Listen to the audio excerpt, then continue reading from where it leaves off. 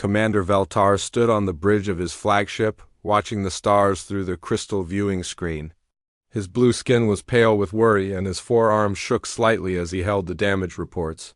The Zephyrian Empire had ruled this part of space for thousands of years, but now everything was falling apart. The enemy was unlike anything they had ever faced.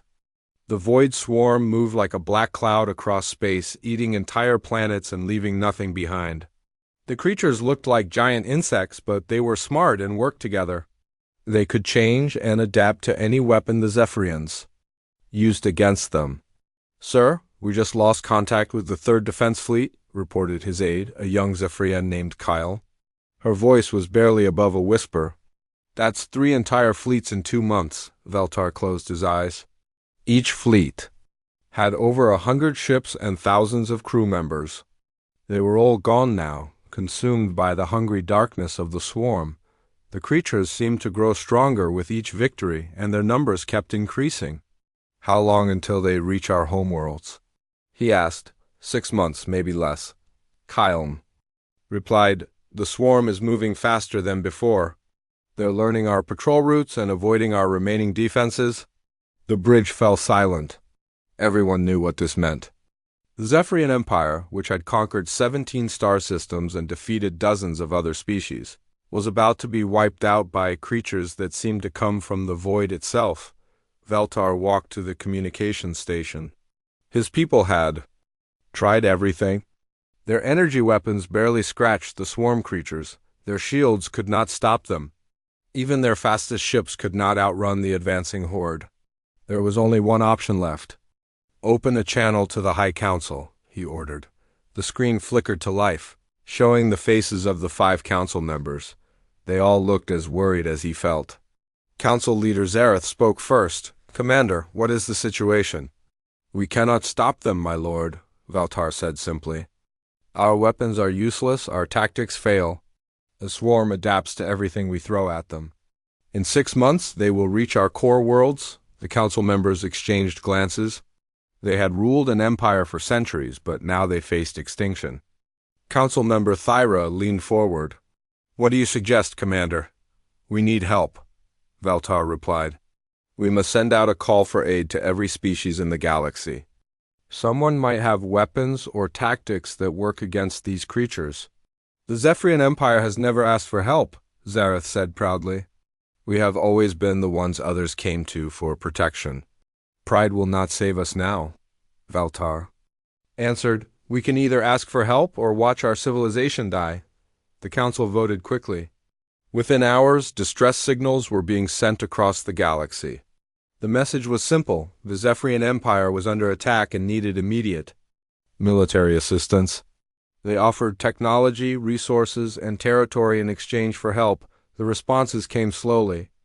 Most species either ignored the messages or sent polite refusals. The Andromedans said they were too far away. The Crystalline Collective claimed they were already fighting their own wars.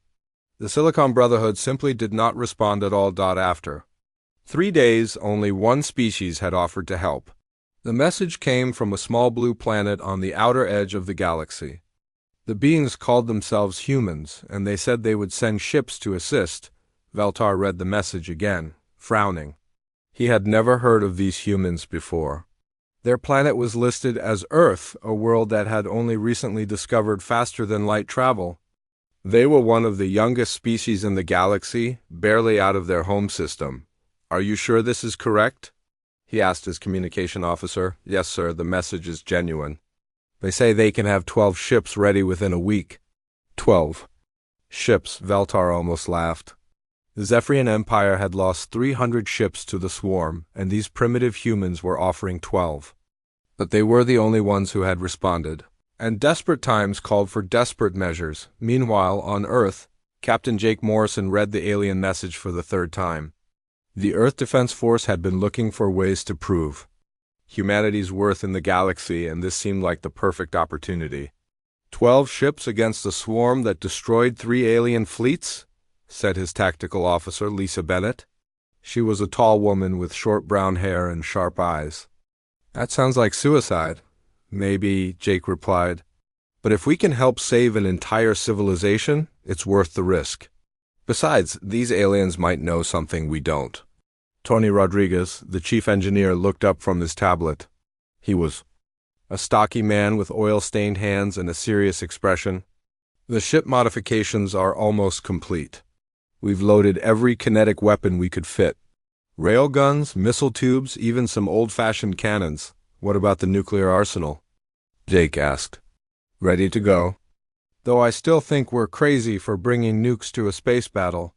Amy Carter, the communications specialist, smiled. She was young and eager, with red hair and freckles. The alien language is complex, but I think I can manage basic communication. They seem desperate enough to work with us. Jake nodded. The human fleet was small but well-armed. Unlike the aliens with their energy weapons and shields, humans had stuck with projectile weapons and explosives.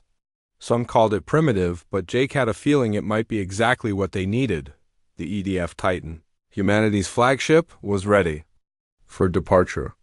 Along with 11 other ships, they would travel to an alien star system and face an enemy that had destroyed one of the galaxy's greatest empires.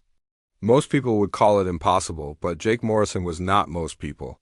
He was human, and humans had a reputation for doing impossible things. All ships, prepare for jump, he ordered. Let's go show these aliens what Earth can do. As the human fleet disappeared into hyperspace, neither the Zephyrians nor the humans knew that this meeting would change the galaxy forever. The swarm had called forth something they never expected, and the real beasts were coming to answer the call. The human fleet dropped out of hyperspace near the Helios system, 12 ships appearing like metal blocks against the stars.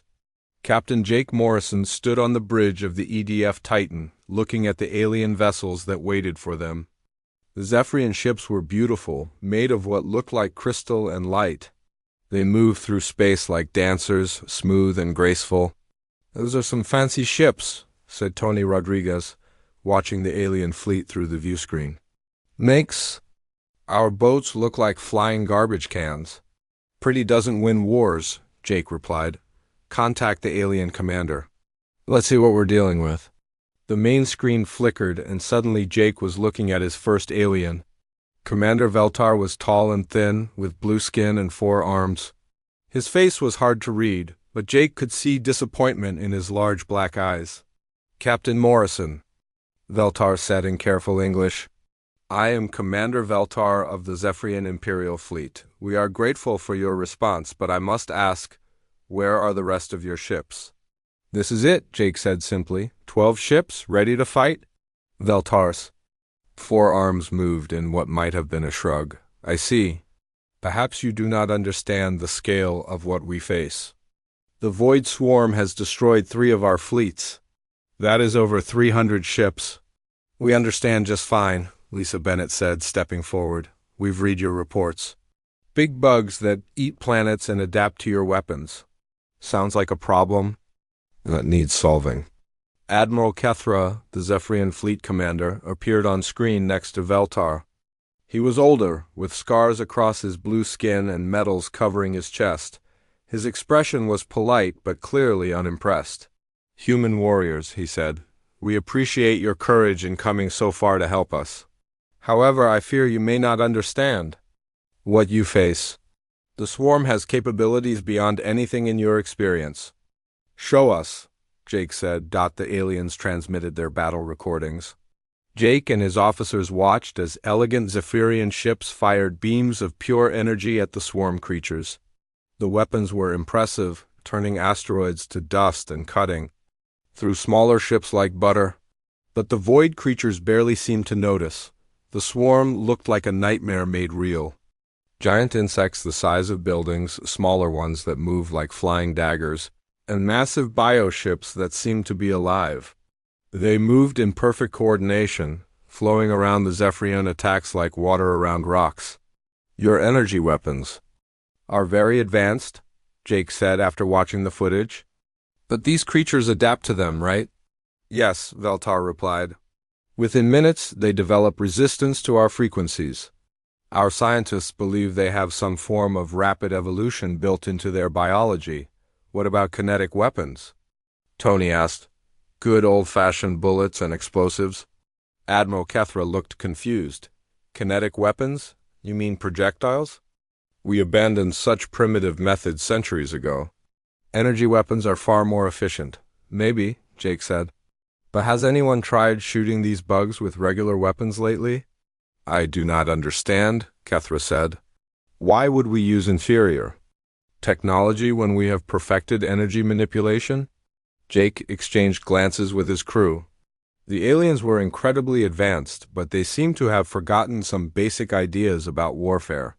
Sometimes the old ways worked better than the new ones. Let's have a joint planning session, Jake suggested. We'd like to understand your tactics better. The meeting took place aboard the Zephyrian flagship.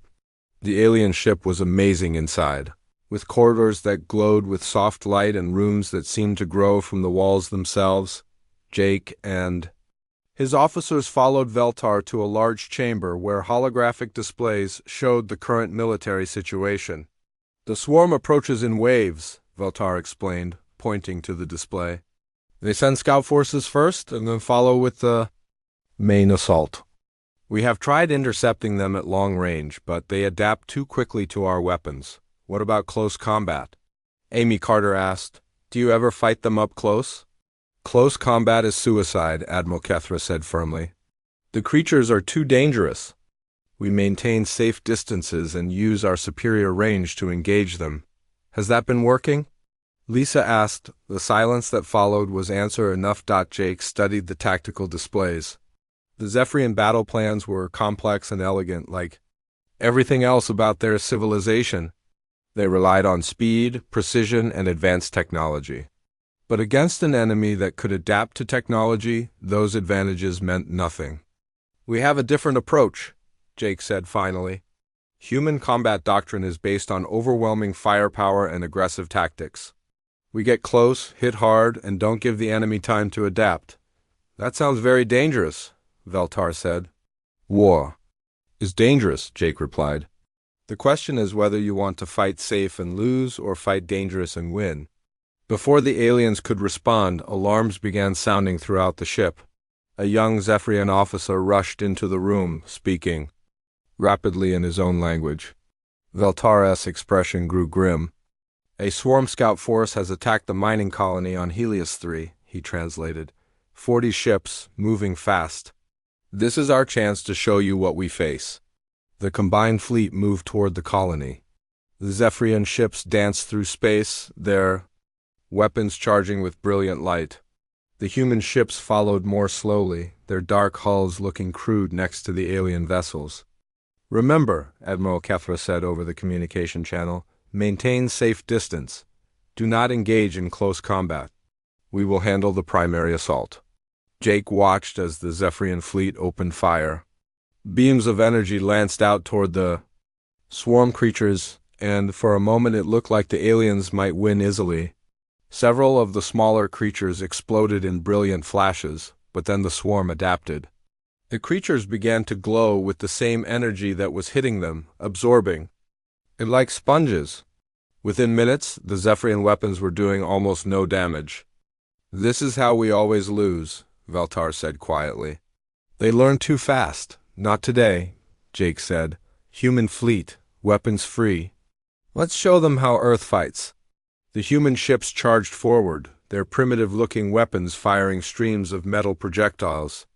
Railguns launched tungsten slugs at incredible speeds. Missile tubes fired conventional explosives. Even old-fashioned cannons roared to life. The effect was immediate and devastating. The swarm creatures, which had adapted perfectly to energy. Weapons had no defense against simple bullets and bombs. They fell by the dozens, their bio-armor cracking under the impact of solid projectiles. Impossible, Admiral Kethra whispered, watching the slaughter. How are your primitive weapons so effective?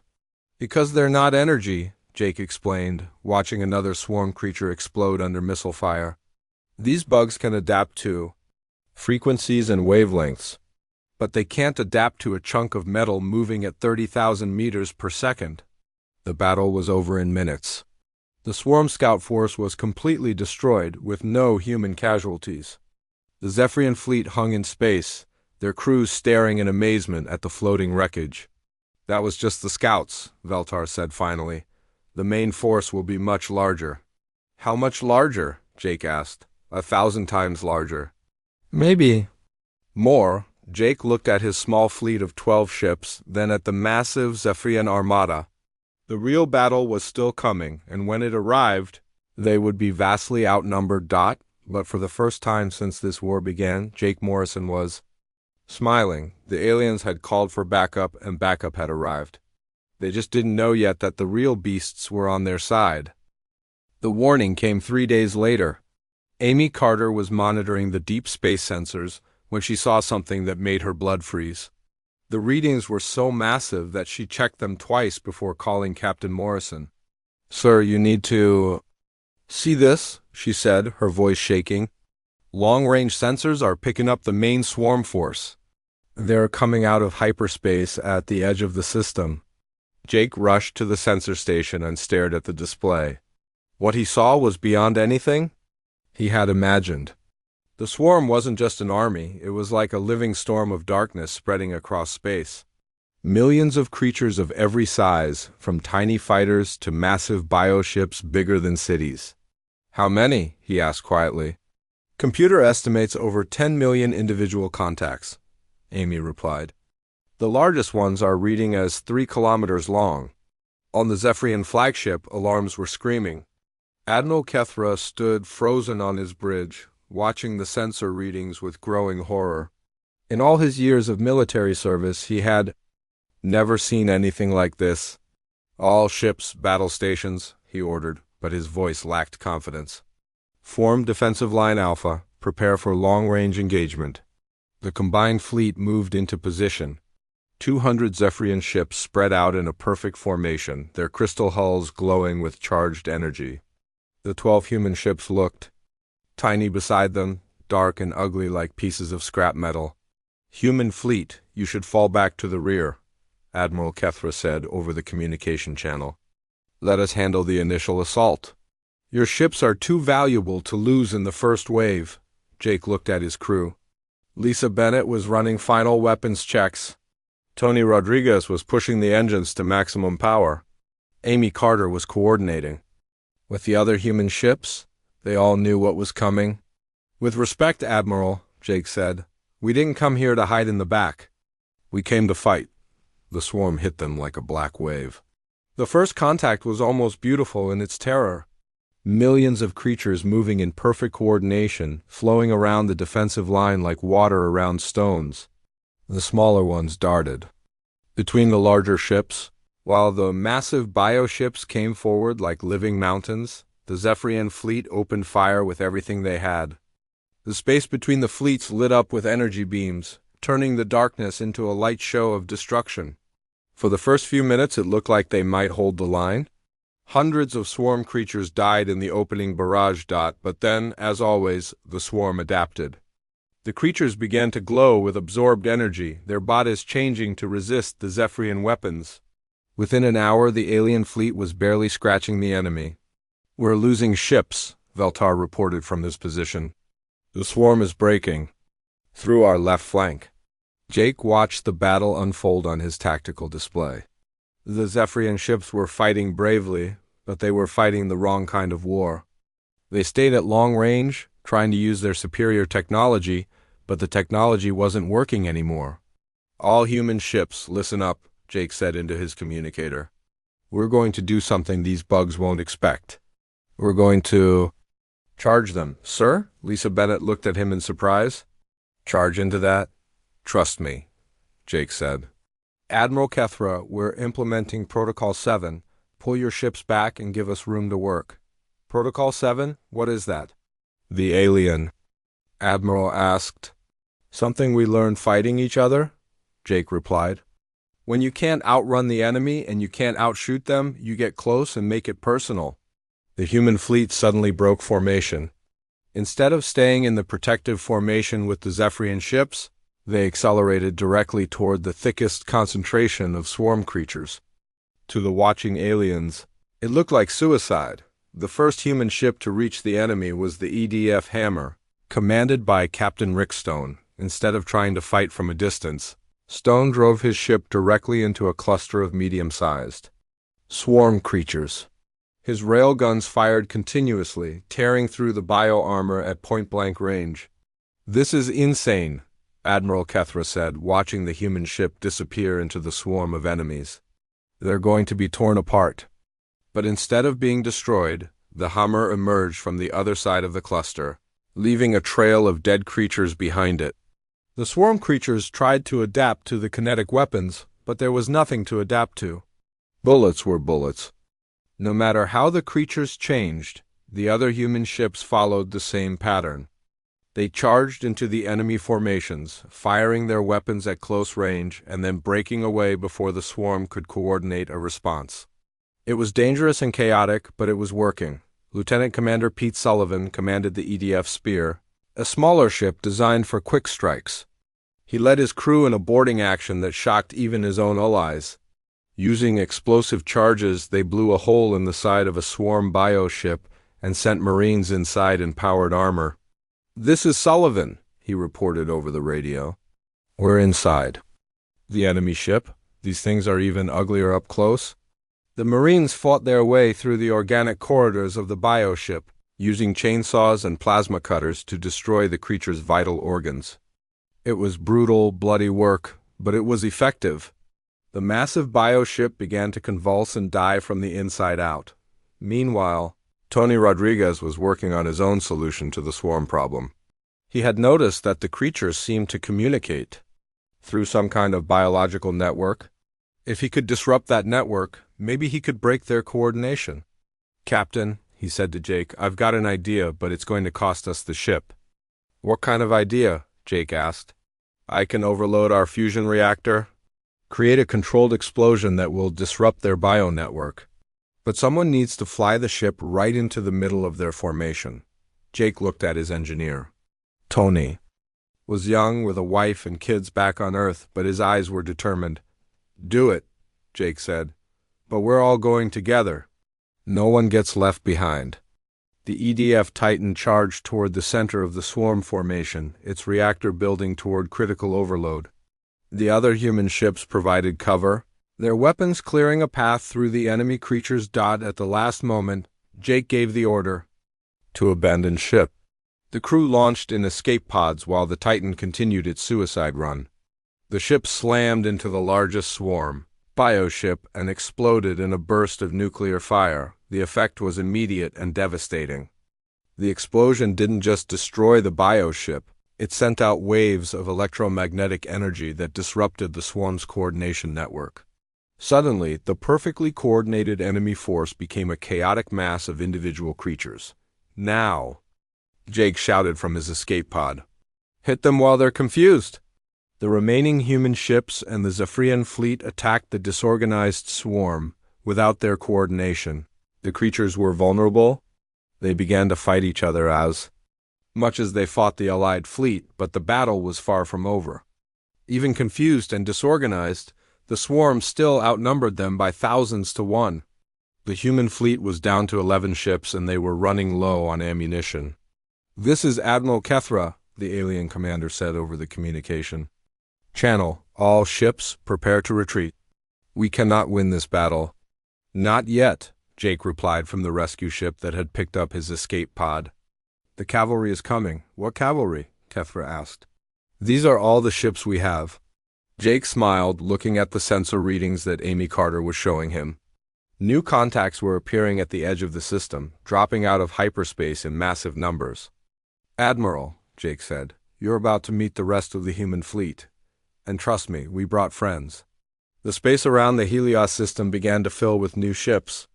Not just military vessels, but cargo ships, mining boats, and even civilian craft. All of them were armed, all of them were crewed by humans, and all of them were looking for a fight. The real battle was about to begin. The first thing Admiral Kethra noticed was the size of the new fleet. Hundreds of ships were dropping out of hyperspace, but they were not like any military fleet he had ever seen. Some looked like cargo haulers with weapons bolted to their sides. Others were clearly mining vessels, their industrial equipment turned into weapons of war. A few were obviously civilian ships, painted in bright colors and flying in formations that no military academy would approve. "What is this?" he asked, staring at the sensor readings. "These cannot be military vessels." Jake Morrison, now aboard the rescue ship EDF Ranger, smiled as he watched the new arrivals. "Admiral, let me introduce you to the human way of war. When Earth fights, everyone fights." The largest ship in the new fleet was the EDF Leviathan, a massive vessel that dwarfed even the biggest Zephyrian cruisers. Its hull was covered in weapon ports, and it moved with the confidence of a ship that had been built for one purpose: to destroy enemies. "This is Admiral Grace Williams of the Earth Defense Force," came a voice over the communication channel. "Sorry, we're late to the party." "What's the situation?" "We're fighting for our lives," Jake replied. "The swarm is disorganized, but still has us outnumbered. We need everything you've got." "Copy that," Williams said. "All ships, weapons free? Let's show these bugs what Earth is made of." The human reinforcements didn't waste time forming up or planning complex strategies. They went straight into the fight, each ship attacking in its own way. The cargo ships opened their holds and released swarms of automated drones.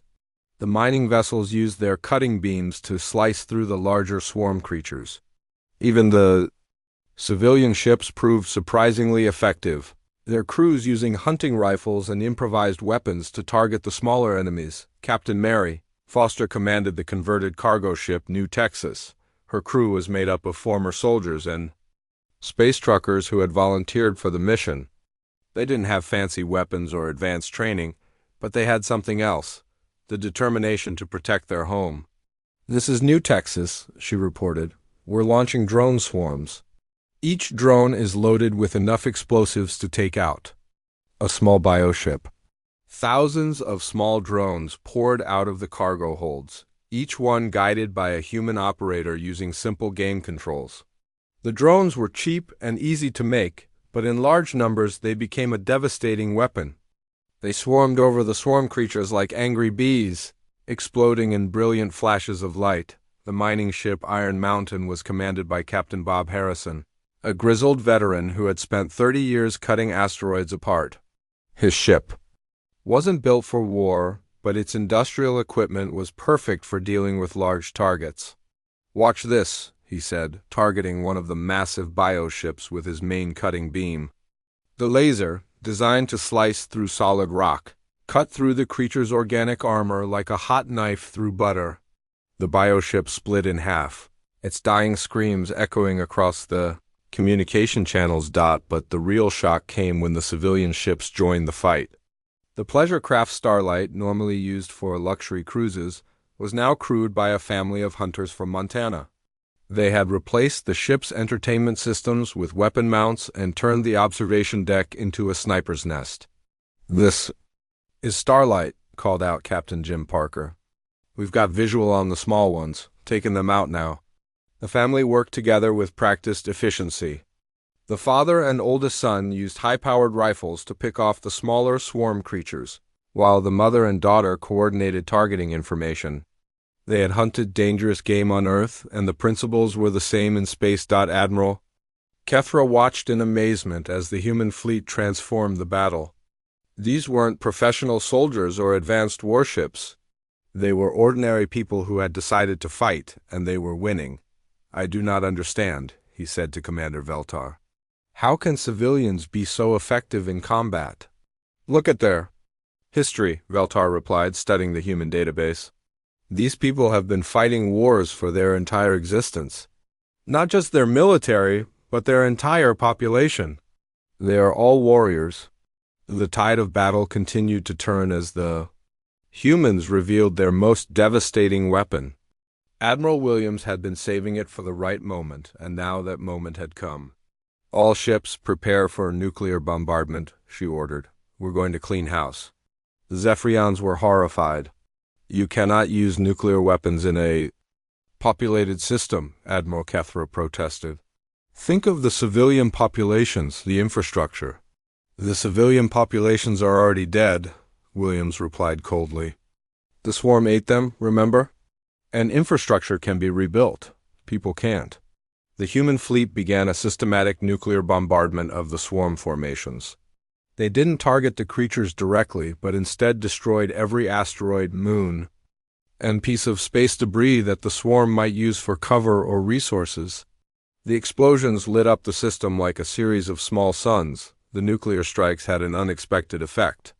The electromagnetic pulses from the explosions disrupted the swarm's biological communication network even more than Tony Rodriguez's sacrifice had. The creatures began to attack each other, their coordination completely broken. Sergeant Maria Santos led a commando team from the assault ship EDF Wolverine. Their mission was to find and destroy the swarm's command structure. Using nothing but conventional weapons and explosive charges, they fought their way through the organic corridors of the largest bioship. "This place is like the inside of a stomach," Santos reported, her voice muffled by her helmet. "But we found what looks like a brain, big, ugly, and pulsing." "Destroy it," ordered her commander. Santos and her team planted charges around the massive organic brain that seemed to control the local swarm forces. The explosion tore through the creature's nervous system, causing an entire section of the swarm to become completely directionless. As the battle reached its climax, the humans revealed their final advantage. They weren't just fighting as individual ships, but as a coordinated whole. Every cargo hauler, mining vessel, and civilian craft was part of a larger plan. "This is Williams," the admiral announced. "All ships, implement the net pattern. Let's wrap this up." The human fleet began to move in a complex pattern, surrounding the remaining swarm forces. The cargo ships released capture nets designed for asteroid mining. The mining vessels used their tractor beams to hold enemies in place. The military ships provided the killing blows. It was like watching a giant fishing operation. But instead of fish, they were catching alien monsters. The swarm creatures, already confused and disorganized, found themselves trapped and helpless. The final swarm bioship died 3 hours after the human reinforcements arrived. The creature that had seemed unstoppable was cut apart by industrial mining equipment and finished off by nuclear explosives. Its death cry echoed across the system, and then there was silence. The battle was over. The Void Swarm, which had destroyed 3 Zephyrian fleets and threatened to devour an entire empire, was completely eliminated. Not a single creature survived. Admiral Kethra sat in his command chair, staring at the sensor readings that showed nothing but floating wreckage. His people had fought the swarm for months and lost every engagement. The humans had arrived and won in a single day. "How?" he asked quietly. "How did you do what we could not?" Admiral Williams appeared on his screen, her face tired but satisfied. "We've been fighting the most dangerous predators in the galaxy our whole lives," she said. "Other humans. Compared to that, these bugs were easy." The aftermath of the battle would change everything. The galaxy had seen the birth of a new power, and that power was humanity. The real beasts had arrived, and they were on the side of civilization. 3 weeks after the battle, the Helios system looked completely different. Where once there had been a raging war between the swarm and the allied fleets, now there was only the quiet work of cleanup and rebuilding. Human ships moved through the debris fields, salvaging useful materials and clearing space lanes. The Zephyrian fleet watched in amazement as the humans turned the aftermath of destruction into an opportunity for construction. Admiral Kethra stood in his ready room aboard the flagship, staring out at the human fleet. The alien commander had requested a private meeting with Admiral Grace Williams, and she had agreed to come aboard his ship. When she arrived, Kethra was surprised by how ordinary she looked. She was a middle-aged woman with graying hair and tired eyes, wearing a simple uniform with few decorations. "Admiral Williams," Kethra said, gesturing to a chair, "thank you for coming.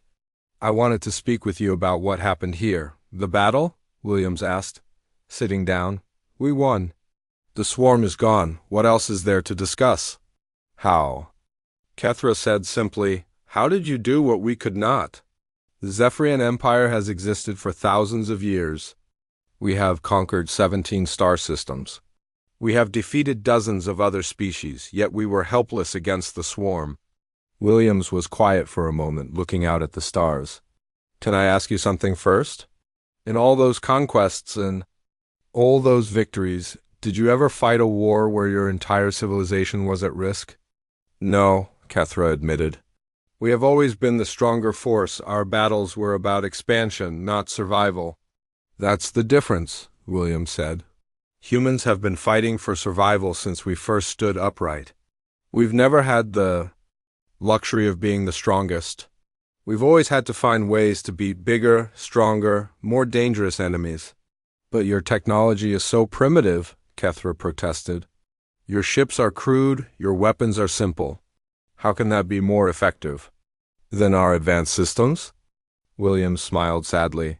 You want to know the truth? It's because we learned to fight the most dangerous predators in the galaxy, other humans.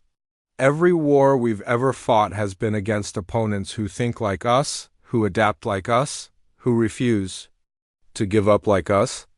Compared to that, your swarm was actually pretty simple. She stood up and walked to the window, looking out at her fleet. See that cargo ship out there? The one with the dented hull? That's the New Texas. Its captain is a grandmother who lost her son in the first alien contact war. She volunteered for this mission because she didn't want any other mother to lose her children. Kethra followed her gaze. The ship looked like it had been through hell, but it was still flying, still working alongside the others. And that mining vessel? Williams continued. The Iron Mountain. Its crew are all former soldiers who couldn't find work after the peace treaty. They joined the mining companies, but when the call came for volunteers, they dropped everything and came here. They used their industrial equipment to cut apart creatures that our best weapons couldn't scratch. I still do not understand, Kethra said. Your weapons are inferior, your ships are slower, your tactics are chaotic. By all logic, you should have lost. You're thinking like a Zephyrian, Williams replied. You believe that superior technology automatically means victory. But humans learned a long time ago that the most advanced army doesn't always win. The most determined army wins. She turned back to face him. Let me tell you something about human history. We've been fighting each other for thousands of years. Wars between tribes, between nations, between ideologies. We've learned every possible way to kill each other, and we've learned every possible way to survive. We don't fight wars to prove how advanced we are, we fight wars to win. Commander. Veltar entered the room, carrying a datapad. Admiral, forgive the interruption, but we've received reports from across the galaxy. Word of the battle has spread. Other species are taking notice. What kind of notice? Williams asked. Several civilizations have requested meetings with human representatives, Veltar said. The Andromedans want to discuss trade agreements. The Crystalline Collective is interested in technology sharing. The Silicon Brotherhood has sent a formal diplomatic greeting. And the others? Kethra asked. Veltar hesitated. The hegemony has increased their border patrols. The war clans are mobilizing their fleets. The Dark Stars have gone silent, Williams nodded. Some want to be friends, others want to be enemies. That's about what I expected. What will you do? Kethra asked. Same thing we've always done, Williams replied. Protect our friends, defend our homes, and be ready for whatever comes next. Over the following months, the galaxy began to change. The news of humanity's victory over the swarm had spread to every corner of known space. Some species reached out in friendship, offering trade and alliance. Others began to prepare for war, seeing humans as a threat to their own power. Captain Jake Morrison, now commanding the new EDF Titan II, received his next assignment 6 months after the battle. Intelligence had detected signs of another hostile force gathering in the Outer Rim. This time they weren't just responding to a call for help. They were actively hunting down threats to galactic peace. Another alien empire that thinks it can conquer the galaxy? Lisa Bennett asked, reading the mission briefing. Looks like it, Jake replied. The Crimson Horde, they've been enslaving entire species and using them as cannon fodder. 3 systems have already fallen. Well, said Tony Rodriguez, who had survived his heroic sacrifice and was now chief engineer of the new ship, Sounds like they need to meet some real monsters? Amy Carter looked up from her communication station. Sir, we're receiving a transmission from the Zephyrian High Council. They're requesting permission to join the mission, Jake smiled. Tell them they're welcome to come along, but make sure they understand that humans don't fight to conquer. We fight to protect. The human fleet prepared to depart for the Outer Rim. Word had already spread ahead of them. The Crimson Horde had heard about the species that had destroyed the Void Swarm, and they were preparing their defenses, but as the human ships jumped into hyperspace, carrying their crews of soldiers, engineers, miners, and volunteers, one thing was clear to everyone in the galaxy. The balance of power had shifted forever. Commander Veltar watched the human fleet disappear into the stars, then turned to Admiral Kethra. Do you think they will succeed? Kethra was quiet for a long moment. The Crimson Horde is brutal and merciless. They have conquered 12 systems and enslaved billions. They are everything that is evil in the galaxy. But, Veltar prompted, but they have never faced humans, Kethra said. They have never fought a species that treats war as a way of life. They have never met the real beasts. In the depths of space, the human fleet raced toward their next battle. Behind them, they left a galaxy that would never be the same. The aliens had called for backup when they faced extinction, and backup had arrived. But what they got was something more than they had ever imagined. They got humanity, and humanity was just getting started.